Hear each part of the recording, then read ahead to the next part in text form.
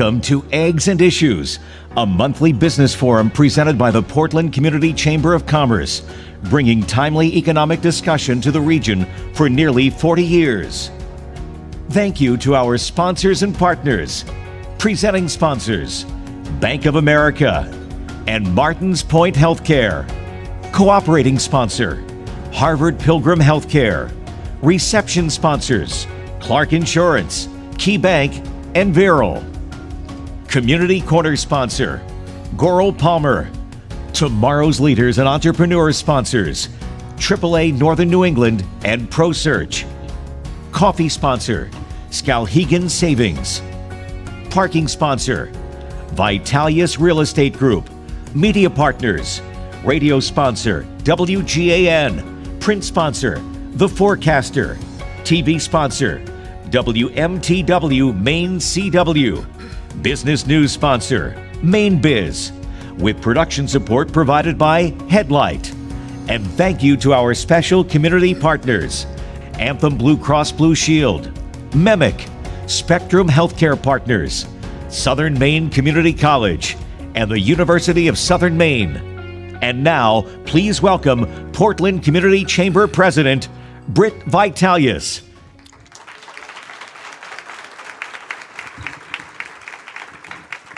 Good morning. Great to see everyone. Thank you and welcome to Eggs and Issues, the business breakfast series brought to you by the Portland Community Chamber of Commerce. I want to thank you all for being here. It's so great to see you all in person. This is definitely our biggest event since the before times.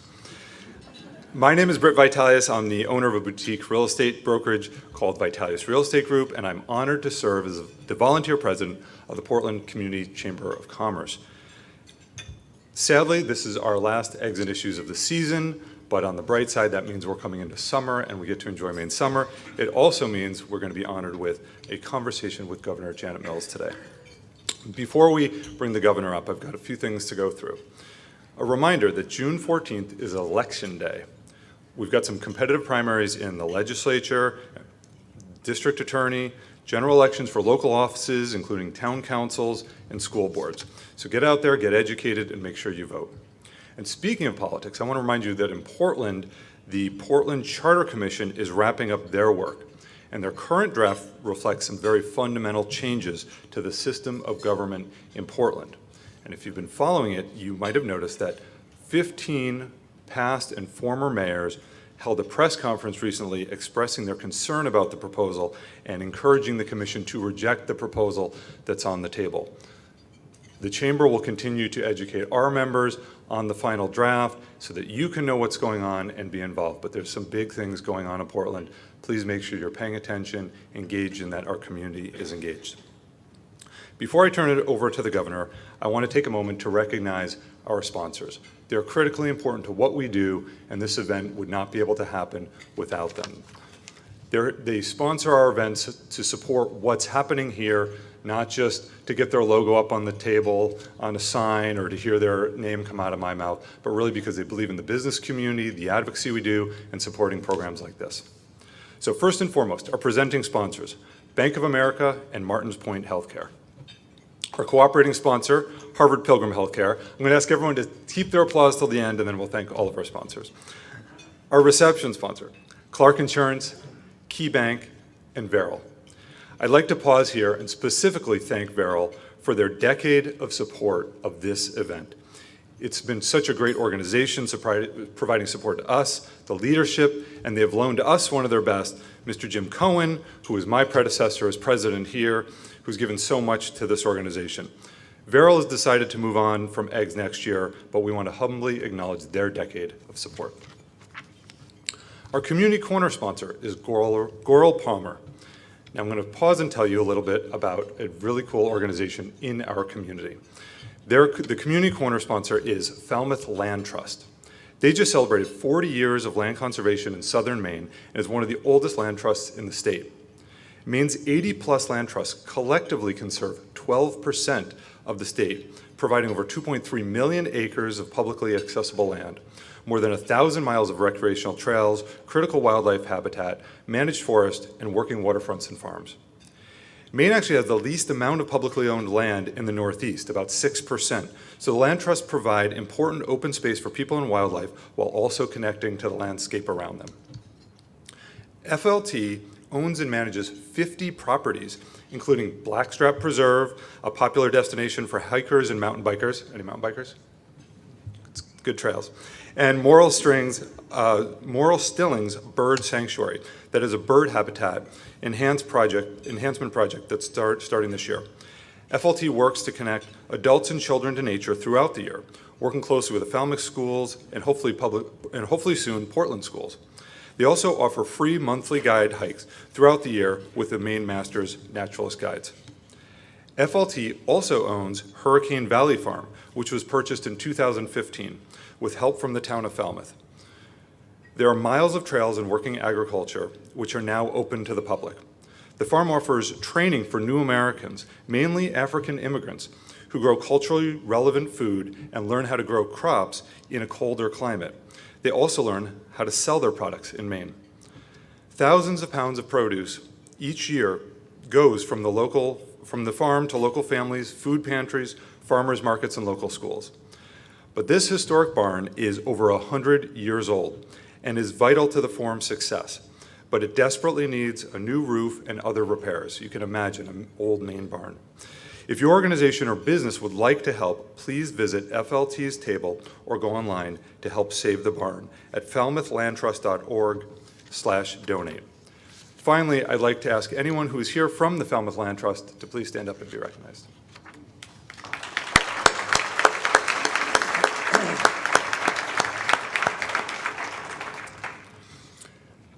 Back to our sponsors. Tomorrow's leaders and entrepreneurs sponsors, AAA Northern New England and ProSurge. Now, through this program, the Chamber is able to provide students in the region, high school and college, an invitation to Eggs and Issues at no cost. If we have any students from local high schools or colleges here today, could you please stand up? I didn't have any names on my sheet, so that made me suspect. Maybe we don't have anyone today. Oh, we got one. Thank you. All right. Thank you for being here. Our coffee sponsor, Skowhegan Savings. They brew a great cup of coffee. Our parking sponsor, Vitalias Real Estate Group. I will get your keys afterwards for the valet parking. Our media partners, The Forecaster, WGAN, WMTW, Maine CW, and Maine Biz. Our FMI, the For More Information sponsor, is the Portland Public Library. And production support by Headlight Audiovisual and Holiday Inn by the Bay. And a very special thank you to our special community partners who support all of our Chamber initiatives. This is Anthem, Spectrum Healthcare Partners, University of Southern Maine Community College, and MEMIC. Now let's have a round of applause for all of our generous sponsors.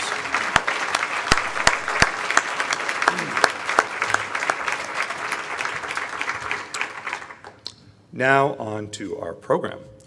Governor Janet Mills.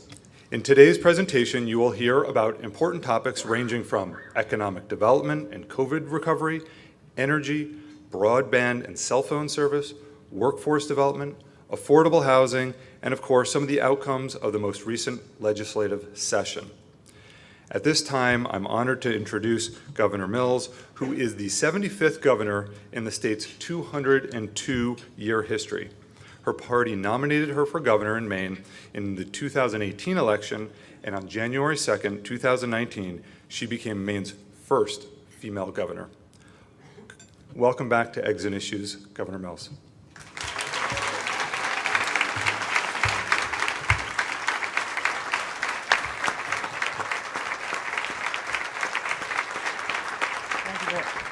Thank you. We need on speaking. I'll come back up. Okay. I'm going to sit down.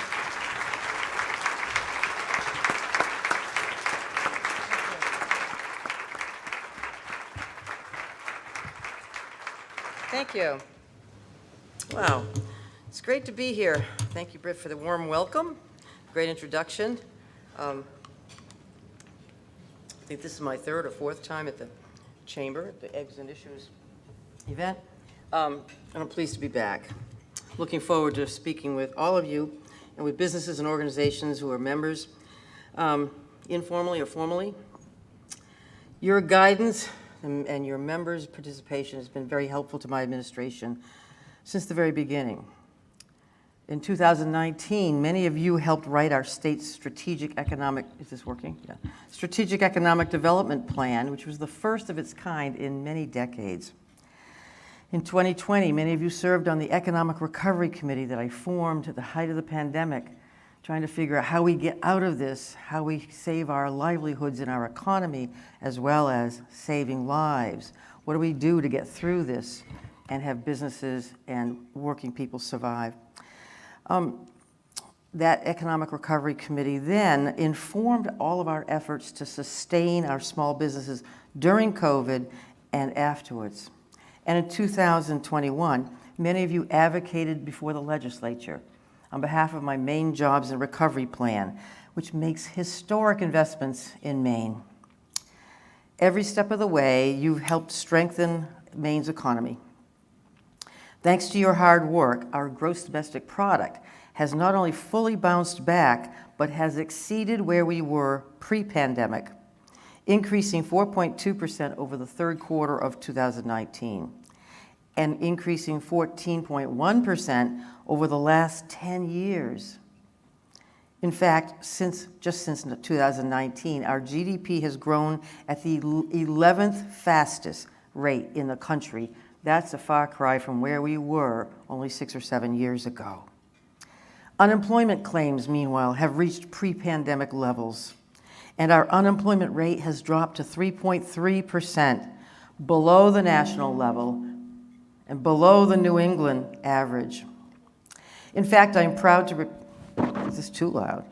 I'm proud to report, emphasis added, I'm proud to report that as of last month, Maine has not only recovered all of the jobs, that is filled positions, that we lost during the pandemic, but we have more jobs than we did before the pandemic. So that's good news. Meanwhile, salaries grew 9.4%, the 16th highest rate of growth in the country. And according to the U.S. Census Bureau, applications to start new businesses in Maine are on track to reach a record high in 2022. That's an encouraging sign of economic recovery. Our population has grown at the second highest rate in New England, and we have the 7th highest rate of net immigration nationwide. We've been talking about this for decades and decades. Why do people leave the state and not come back? Why don't people move here and stay here and not just rent seasonal camps? It's happening.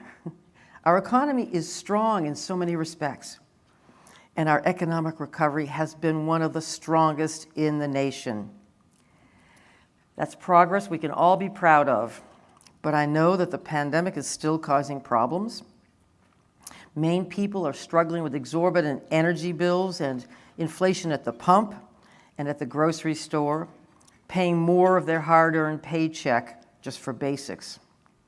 And that was before Russia launched an unprovoked invasion of Ukraine, which is driving up costs even more for Maine people and for people around the world. Well, while no governor alone can control the cost of international forces at play or their influence on inflation or supply chain, but what this governor can do in a small state like ours is at least provide some relief directly to Maine people while we build a strong and resilient economy. And that's exactly what my administration is doing. After passing strong, balanced budgets, we reported a record budget surplus.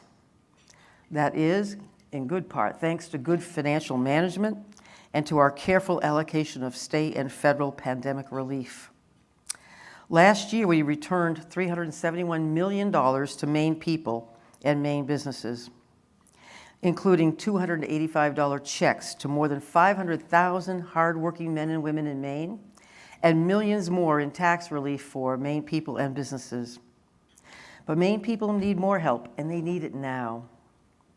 So, just a few weeks ago, I signed into law a strongly bipartisan budget that takes more than half of our record surplus and sends it back to Maine people in the form of $850 relief checks. And today, as we speak, my administration is cutting the first round of those checks and getting them in the mail. Maine people can begin to see them in their mailboxes as early as next week and on a rolling basis through the next month and a half. The average Maine family is expected to receive $1,700 in relief, 2 income earners, making this one of the strongest, if not the strongest, relief measure in the country. And we're delivering it in a way that provides Maine people the choice, the freedom to decide how to use those funds, whether to save it, whether to use it on gas, on utility bills, on groceries, or something else. And I want to take this occasion to applaud Democrats, Republicans, and independents in the legislature for coming together to get this done for Maine people. We show the folks that partisanship and rancor that normally dominate politics doesn't have to be that way here in Maine. we collaborate, and we get stuff done. We're also delivering relief in other ways. Through the Maine Jobs and Recovery Plan, we're investing nearly $1 billion in federal funds to improve the lives of Maine people and families, to help businesses, to create good-paying jobs, to build an economy that is poised for future prosperity. These investments are supporting small businesses. They're supporting our heritage industries, farming, forestry, fishing. They're supporting childcare and workforce training and affordable housing. And very importantly, now, we're supporting energy efficiency in our homes and businesses and industries and in local government and school buildings. My jobs plan is investing $50 million to pay for weatherization and energy efficiency upgrades through Efficiency Maine. This includes $4 million that is available now to help Maine hospitality businesses make energy efficiency improvements and reduce energy costs. The program offers incentives to restaurants and lodging establishments to install high-efficiency heat pump systems for heating and cooling, and to reduce consumption of expensive heating fuels. It also offers incentives for hospitality businesses to employ LED lighting and to upgrade refrigeration systems, further reducing their electricity costs. Thanks to efforts like these, Maine is leading the country in the adoption of high-efficiency heat pumps. We installed 28,000 in 1 year alone at the height of the pandemic. With companies in every corner of Maine taking part in these initiatives and employing the 14,000 clean energy workers in our state, which is a number I believe will more than double by 2030. These investments will reduce our reliance on expensive fossil fuels. You know that Maine spends about $4 billion a year on fossil fuels just for home heating. These investments will also cut energy costs, curb our carbon emissions to protect our environment, combat climate change, and strengthen our economy all at the same time. Well, while we deal with the immediate challenge of inflation, we have to build a stronger economy that can withstand these threats in the future. Many of you know this, but I married, my husband Stan was a widower with 5 daughters. They were 4 to 16 when we met.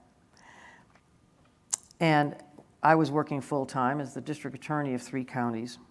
So like all Maine moms and stepmoms, I know how to multitask. And maybe that contributed to my governing the state of Maine in a time of global pandemic, addressing conflicts and challenges of that sort. But I know, like all Maine moms, I can do 2 things, 3 things at once. You have to.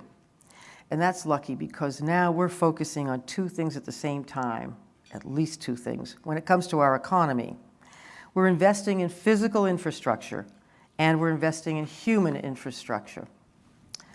When I say physical infrastructure, I'm referring to the things people need to stay working, including affordable housing, accessible childcare, reliable internet. Now, we read a lot about families moving to Maine being the culprit behind a lack of affordable housing. Certainly, our record in-migration has contributed to that challenge and increased housing prices, but we've also simply not kept up with the need for new housing stock over the years. Maine has the 8th oldest housing stock in the nation. More than half of all of our housing units were built before 1980, and much of that before 1939. We've got to build more housing and renovate available buildings that aren't being used for housing now. We've done a lot to expand affordable housing in the state of Maine since I've been in office. Excuse me.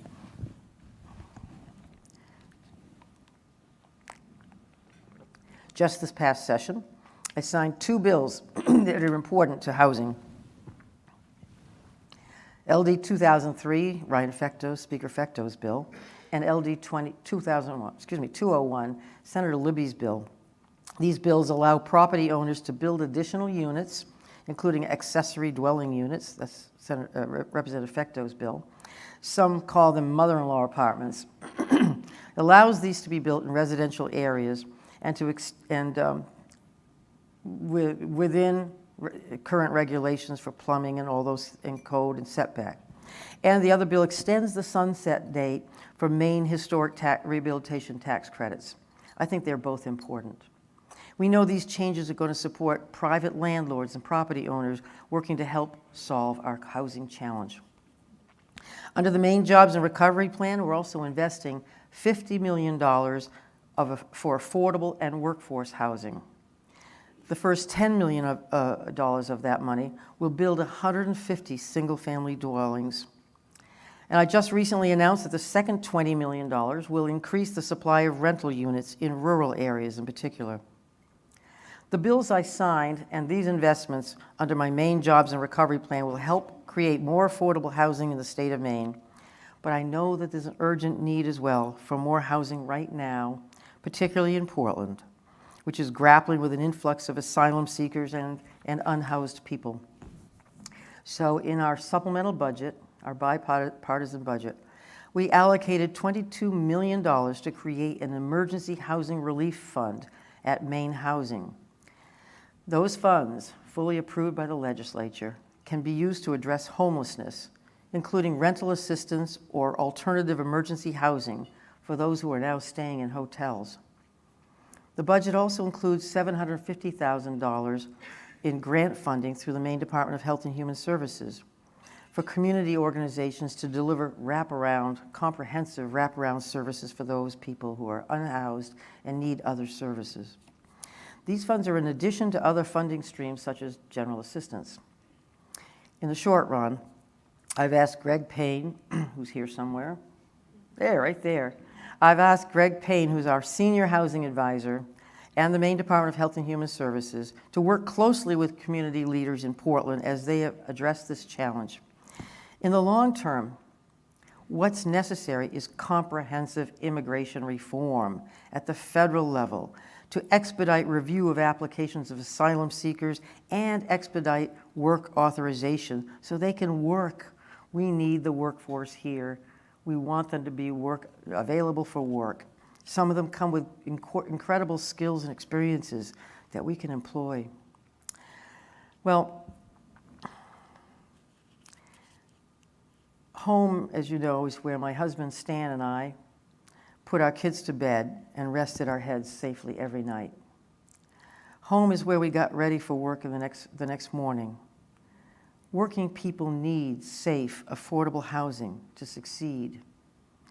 They also need reliable internet and they need childcare. We know this through the Economic Recovery Plan, through our 10-year strategic economic development plan. So when it comes to broadband, before the pandemic, 86,000 people in Maine lacked access to the internet. So in partnership with internet service providers, with Maine communities, and with our new Maine Connectivity Authority, funded with our Maine Jobs and Recovery Plan and the Federal American Rescue Plan, we've cut that number down to 51,000. So that's 35,000 people in recent times who now have access to high-speed internet who didn't have it before. We're working hard on this challenge.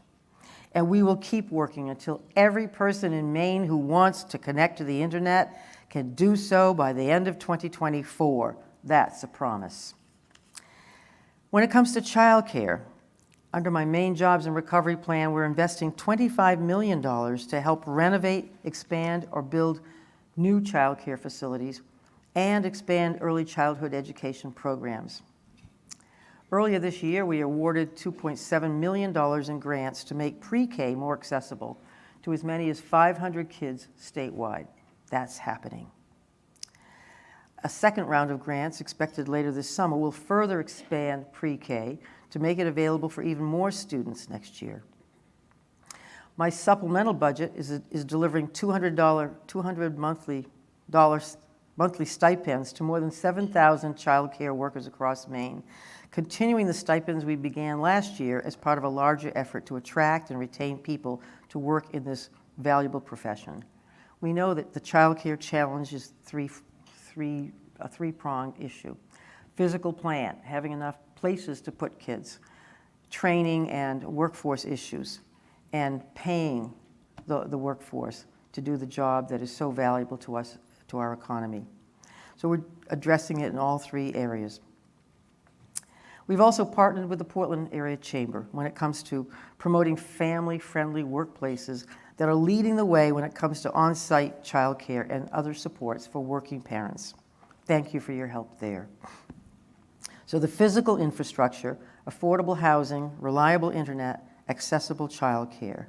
Those are the things Maine working people have told us they need, and we are making it happen. We're also focused on Maine workers themselves, our human infrastructure. Through the Maine Jobs and Recovery Plan and the recently enacted budget, which passed, as you know, with overwhelmingly bipartisan support, we are making historic investments in Maine people so they can find a good paying job in a rewarding career that provides for their families right here at home.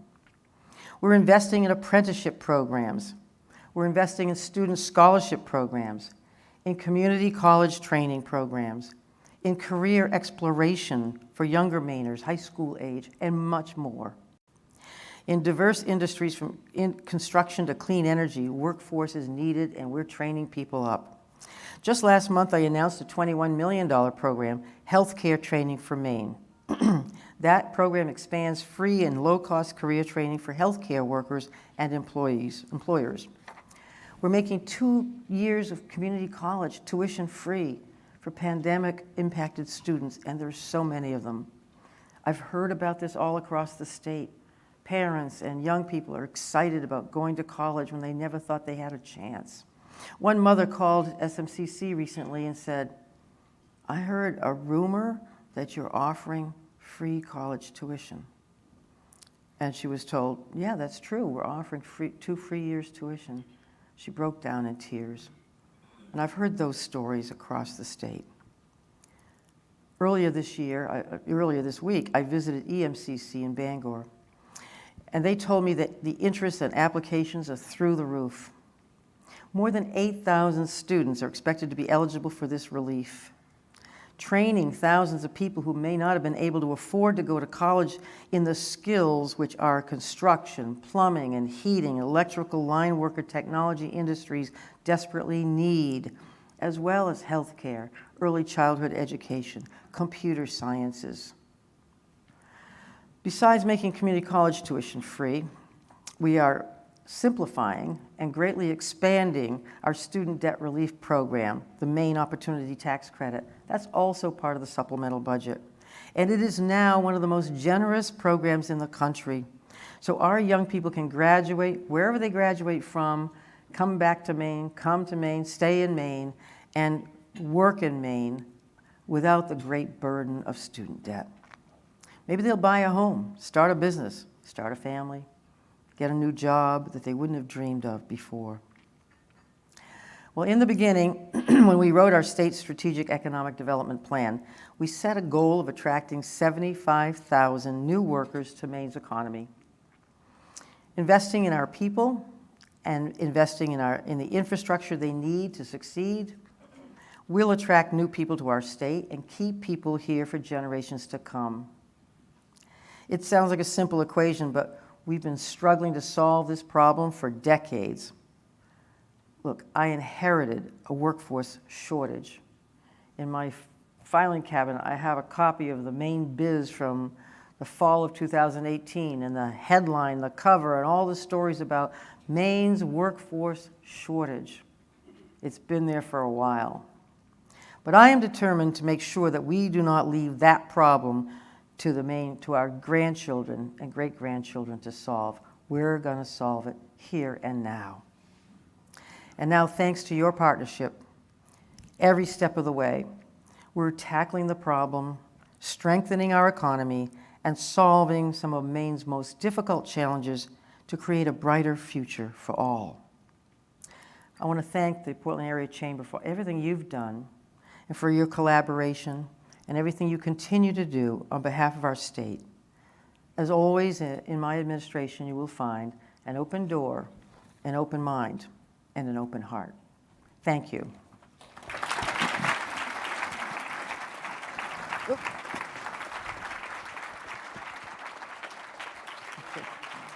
Oh.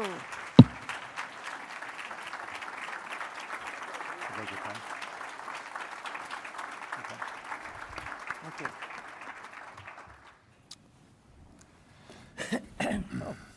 Thank you. You're welcome. Well, thank you so much, Governor Mills. And we've got a few minutes. You covered a lot there, but we've got a little bit to talk. I've got a whole list of, of grinding, I bet you do. grinding questions here. Before we start, I want to say I don't know that you and I have met before, and I want to just thank you for your work and leadership through the pandemic. I touch a lot of the area of housing and landlord issues and have been involved with the rent relief program, and want to just personally thank you that you in your administration did a great job of getting the rent relief money out the door to preserve the housing infrastructure in the state at a time when there was sort of repeated calls that there's going to be this wave of evictions, the sky's falling, and it didn't come, and it didn't come in part because you did a better job than I think pretty much every other state of getting the money out the door into the hands of landlords. So thank you very much for that. Britt.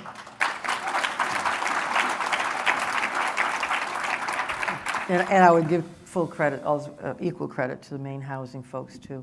They were very cooperative in that effort, and the CAP agencies. Absolutely, they're the ones on the ground really running with it, and I'm so excited you got Greg Payne involved with your administration, and just doing a great job. The housing czar. Yeah, exactly.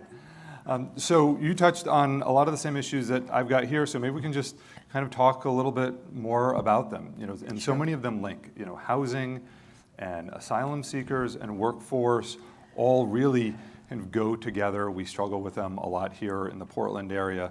So maybe we can talk just a little bit more about housing. It's a challenge here. We just simply don't have enough. There's an influx of folks. I do an annual report, and I said, it was like we were having a party, but we didn't know we were having a party, and everyone just showed up, and we don't have enough housing for them. From away, who want Maine quality of life, and asylum seekers. So LD 2003 is a big first step to address that issue. Can you talk just a little bit more about how you hope that will help? Sure. In LD 2003 was Speaker Fecto's bill, which started out as a much bigger bill, and it was a lot of input from local communities and from the Maine Municipal Association and other interested parties, and it got amended quite a bit. And it ended up doing several things to promote additional housing. One is to modify state or local zoning ordinances if there's a single-family residence zone and people are otherwise prohibited from adding on to their structure.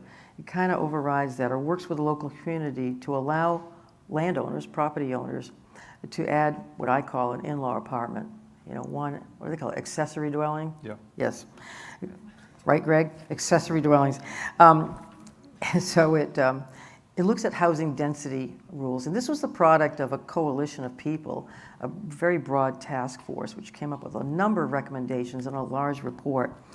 And it didn't go to waste, those recommendations in that report. So it allows people who own a single-family dwelling to add on, even if the zoning restrictions would otherwise not permit that, within other restrictions, like you're not changing the plumbing code, you're not changing the setback rules and that kind of thing. So that does a couple things. It allows people to add income to their family, and it allows people to offer housing to people who might not otherwise have housing in residential areas, and also kind of limits by definition limits sprawl, because you're confining the additional housing to where it's already residential. And secondly, allows up to 4 units on a single family lot, designated growth areas. All, again, within local regulations, plumbing codes and setback laws and those kinds of things. And it provides a density bonus to affordable housing developments, again, to encourage additional housing, affordable housing in those areas where it's important to create it. There's a lot going on in housing, and we talk about housing in different ways. We talk about affordable housing. We talk about workforce housing. We talk about senior housing. And let me just step back for a minute to three and a half years ago.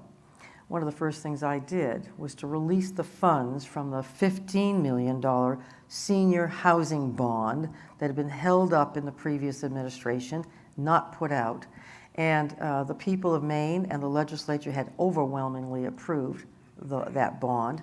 That money did go out the door when I took office, and that money went to create 200 senior housing units and to weatherize another 100 units, existing units.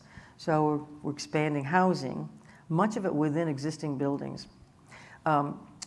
We also did, back in 2020, did the affordable housing tax credit. That was another Speaker Fecto bill to give tax credits to developers to do affordable housing. And that's happening now. I've been to several of those sites where buildings are going up now. Another thing, this year, we extended the sunset date for the historic tax credit, which I'm a big fan of. You've seen it all over the state. There were buildings that were kind of abandoned and unused for many years. These had been historically used for industry or schools, and now they're being retrofitted and completely renovated, made into housing, much of it in areas where people want to be, in the village center of the towns. And that to me is important. We're providing incentives, companion incentives to the federal historic tax credit to make that happen. And it might be affordable housing, it might be workforce housing, but it's housing in areas where we're not adding to sprawl, where we're not, where we're allowing access to village, town amenities, and making good use of old buildings that might otherwise just be destroyed. So there's a lot going on there, and we've put a lot of federal money and some state money behind housing efforts. I know it's never enough. I've been traveling around the state. I was in Millinocket just a week or so ago, and they're expanding the hospital in Millinocket. They began to expand the hospital to hire people. Then they said, wait a minute, we don't have housing for those people. So they're partnering with a nonprofit to build housing for medical personnel, basically, in that community, accessible to downtown and to the hospital, the workplace. Similarly, I visited Bath Iron Works recently. You know that they were hiring several thousand people last year.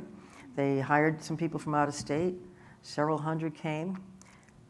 And then they said, some of those people said, we can't find housing here in Bath or anywhere commutable to Bath. And you know people commute to Bath Iron Works from all over the state.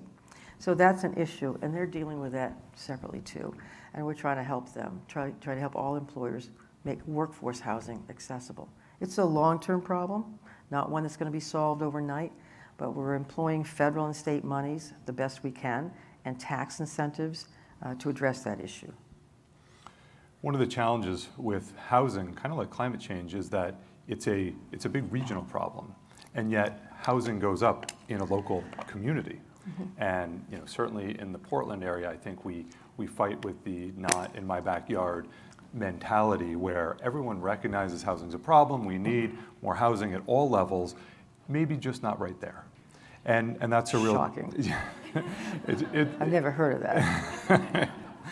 and then that leads more to climate issues because we create sprawl. It's not here, it's somewhere else. And so it's nice that LD 2003 was the beginning of, I think, dealing with this at a state level. And it certainly creates that tension between state control and local control. But I think generally we as a business community are very supportive of we've got to deal with this. And I think the bill and the task force itself did try to accommodate a lot of the concerns of local communities.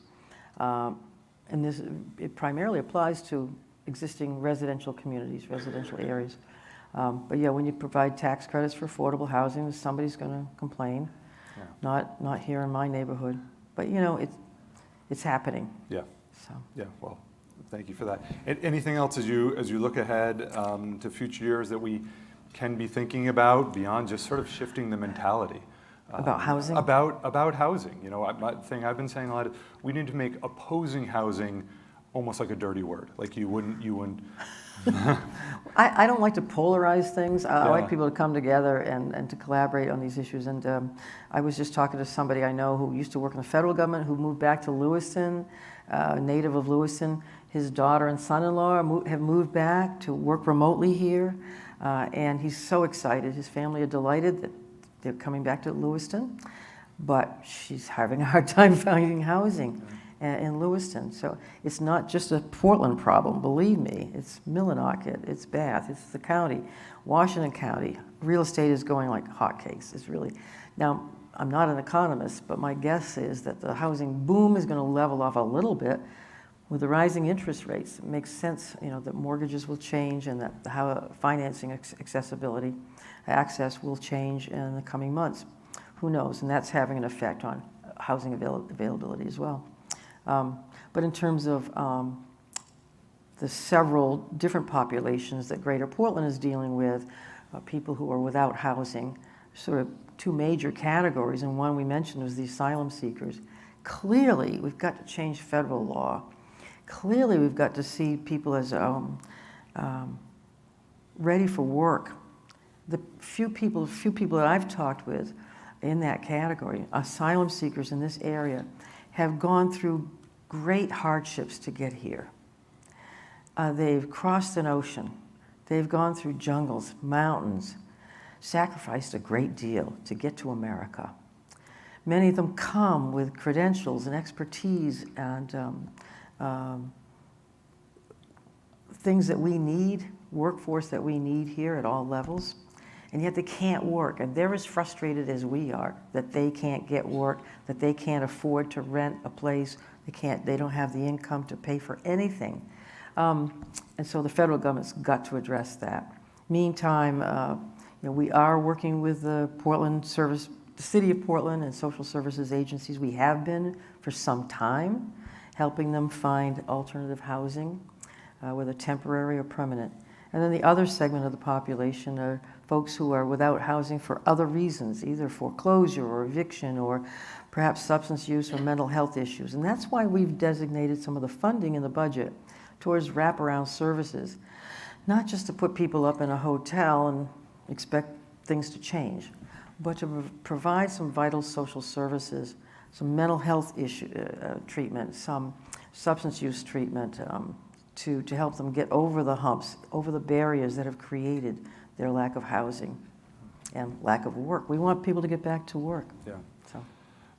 So as you're talking about asylum seekers, they're creating this challenge for housing, and you've rolled out a couple things just recently, and with Greg Payne addressing that. But they create a real workforce opportunity, as you're alluding to. There's both the asylum seekers and that particular issue where they're really not allowed to work, but there are also new Americans who maybe are allowed to work and need the training to get into the opportunities that are here in the workforce. What else can we be doing as a community to help with our workforce problem and seeing this as a real opportunity?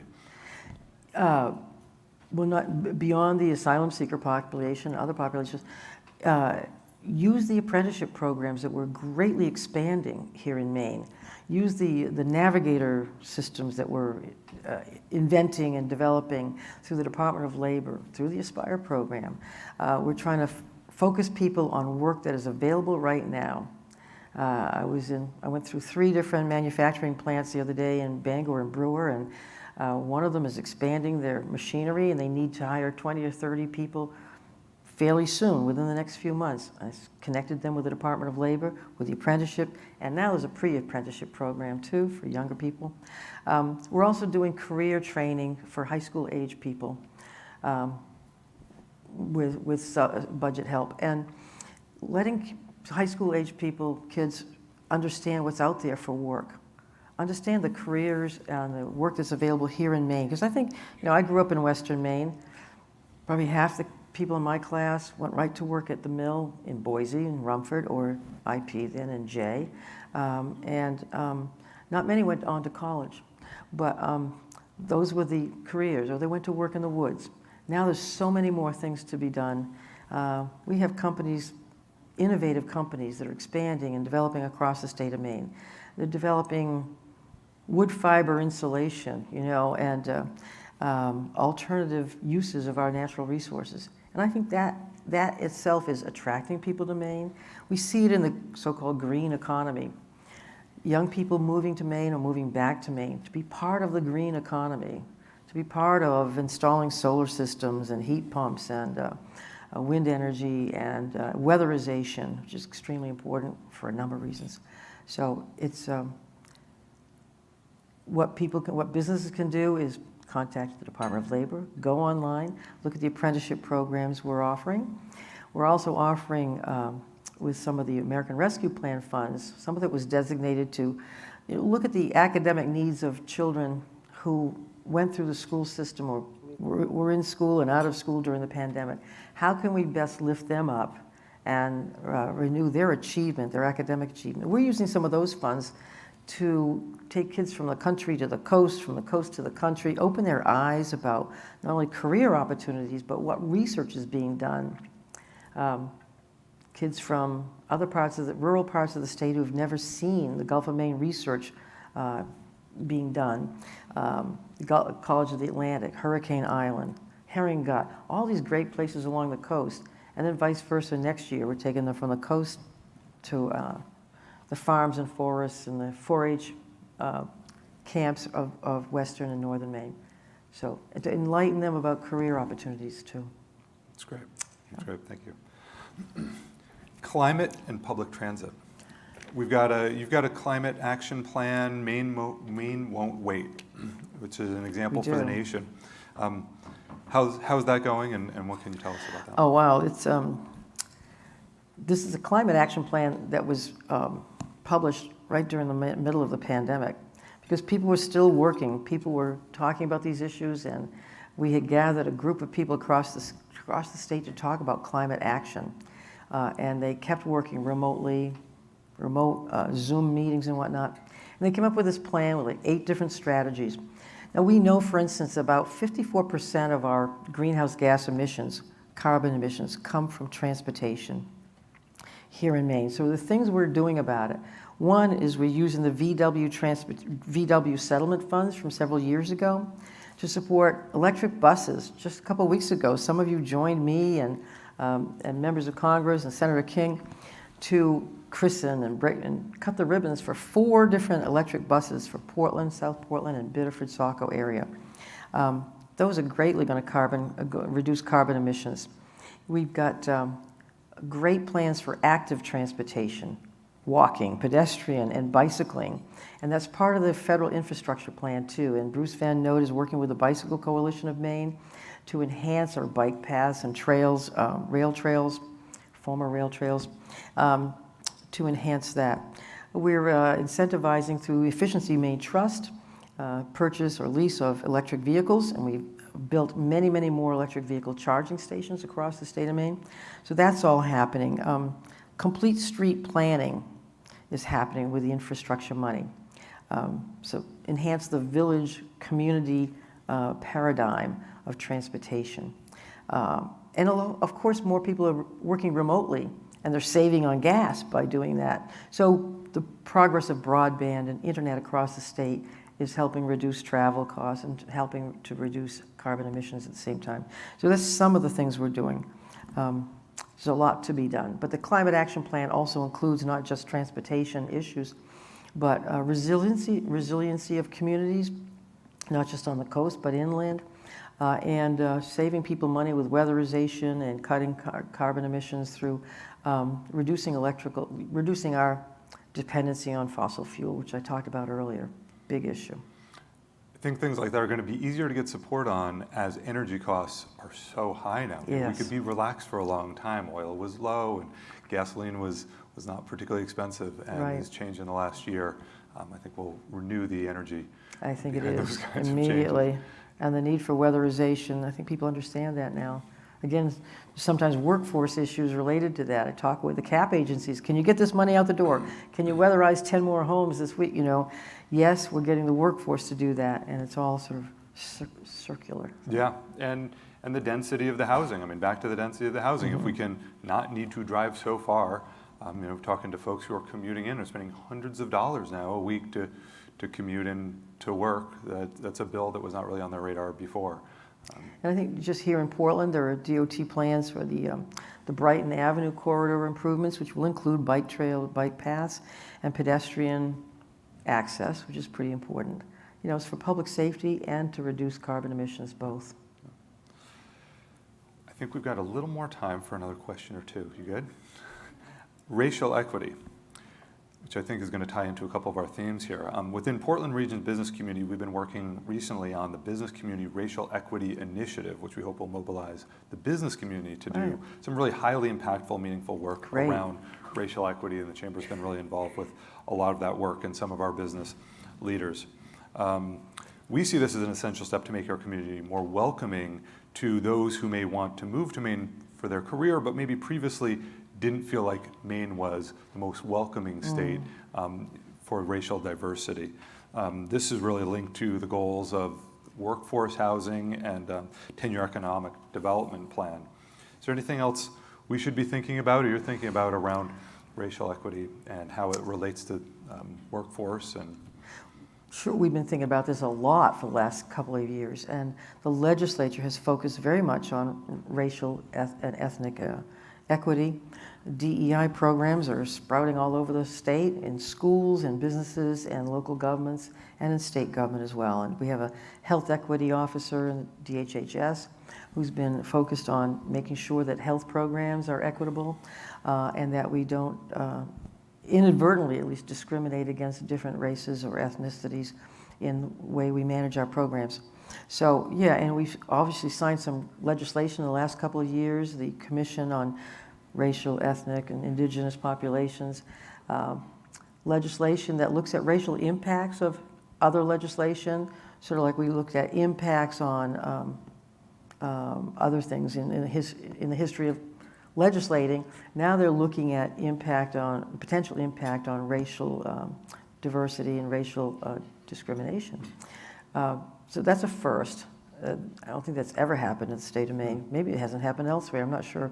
But so they're looking at the inadvertent impacts of bills that are passed by the legislature on the economy and on health care and on education as it impacts diversity in the state of Maine. Look, there's a whole history to why we happen to be one of the whitest states in the country.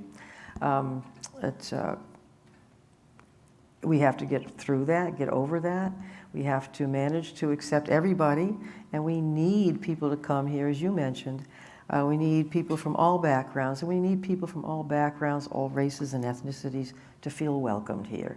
That's why the sign at the end of the turnpike says, "Welcome home. You are home here." Thank you. Education. For maintaining commitment to the state's fund 55% of K through 12 education to free community college and expanding student loan tax credit. You've touched on a lot of this. Why is this so important to be addressing at the state level? And what do you hope to see maintained or expanded in the next budget?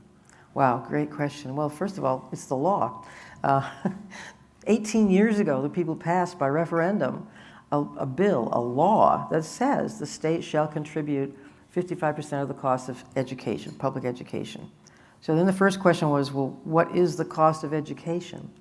LD1 was invented under Governor Baldacci to determine the cost of education, which meant that the state shouldn't be throwing money to a school to build a swimming pool necessarily, but look at the legitimate cost, the reasonable cost of education. What's the rational student-teacher ratio for certain kinds of classes? How many guidance counselors should a school of a certain size have? That kind of thing. So, but this is the first time in history we've actually funded 55% of those costs. In addition, this year in the supplemental budget, we put money aside for a sort of education stabilization fund to make sure we don't dip into those funds to do something else in later budgets. We want some stability. And honestly, I think that is a theme that I saw through this legislature this year. We've had high drama in the state of Maine. We've been through a worldwide pandemic. We've been through a crisis in the last few years. People need stability. People need regularity. They need to be able to count on what the state and local governments do and depend on our advice and our rules and regulations. And that means depending on financial help too. 55% of state funding for education means just that. We also, even before the pandemic, expanded pre-K provided universal pre-K for those schools that have the ability to do it right now, physical ability, and we're helping them adapt to make sure pre-K students have that access, have that opportunity. We enacted a minimum teacher salary of $40,000, and that was 2.5 years ago. So, and we fully funded the state renovation, school renovation fund, which had been depleted in past years. So we're doing an awful lot with physical plant, with teacher training, with stipends. During the pandemic, we invented a new thing called teaching facilitators, learning facilitators. At EMCC the other day, they told me that hundreds and hundreds of people have been trained up to do that. So when a teacher could not come to the classroom, had to teach remotely, or that you had somebody in the classroom to funnel the curriculum to the students so they wouldn't lose that academic achievement. So we're doing interesting things in small and large ways to enhance the education of our kids. It is so critical. It's part of economic development. It's part of attracting a workforce to Maine. What's the first thing a family looks to when they move to a new community or state? What's there for schools? You know, pre-K through 12 and higher ed. What's there for vocational training? We've put money in the CTEs in the last few years. In this budget, we put money to computers and capital expenses for the CTEs that had not been funded by the state for nearly 30 years. So we're looking at all aspects of education, making sure that Maine schools are the most welcoming and fair opportunities for children from all walks of life to get a great education here in Maine.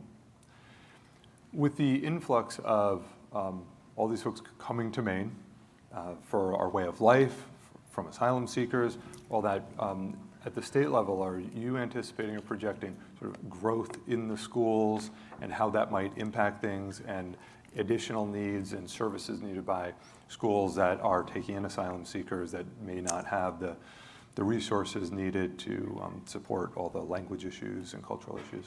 Sure, and adult ed is a big part of that.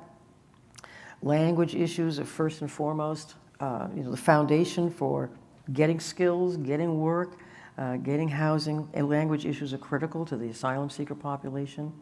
And adult ed, Portland adult ed has been super in that area.